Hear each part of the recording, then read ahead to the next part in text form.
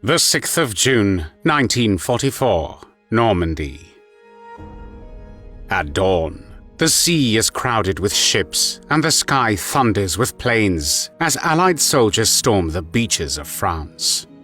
The largest invasion in history is underway. For months, the Germans have waited, unsure where the blow would fall, and now their worst fears materialize.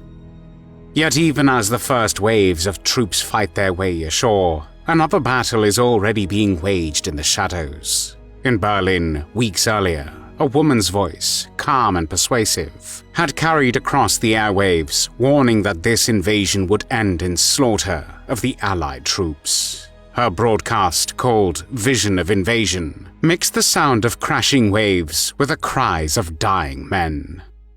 It painted a picture of mothers weeping and sweethearts betrayed, urging soldiers to question the cause for which they were about to die.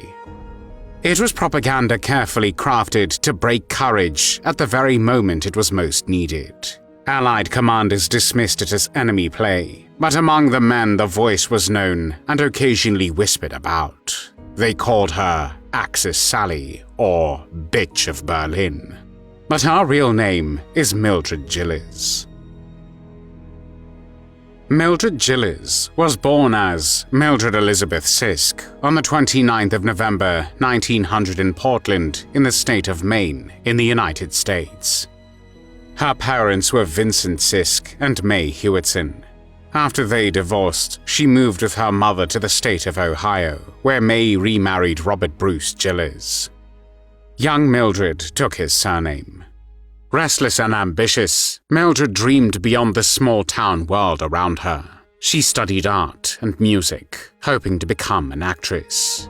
In 1918, she attended Ohio Wesleyan University, but never graduated, leaving in 1922 before completing her degree.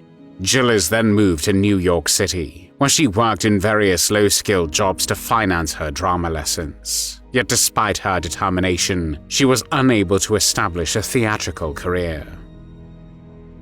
Mildred was drawn toward Europe and went there with her mother in 1929. She studied in France for 6 months and later returned to the United States. In 1933, Gillars left the United States again and traveled abroad, living for a while in North Africa and then in France. She eventually settled in Germany in 1934, not long after Adolf Hitler had taken power in January 1933. Berlin in those years was both intoxicating and intimidating. Foreigners found themselves in a city that combined vibrant culture with an ever-tightening grip of Nazi dictatorship. Parades, banners, and loudspeakers filled the streets, while the voice of Joseph Goebbels' propaganda ministry reached into every home.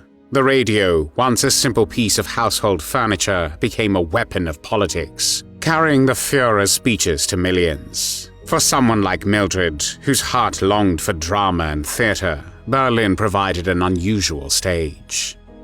She supported herself by teaching English and working in small theater productions. Yet as the decade advanced, her life was increasingly shaped by the Nazi regime that dominated all aspects of public expression.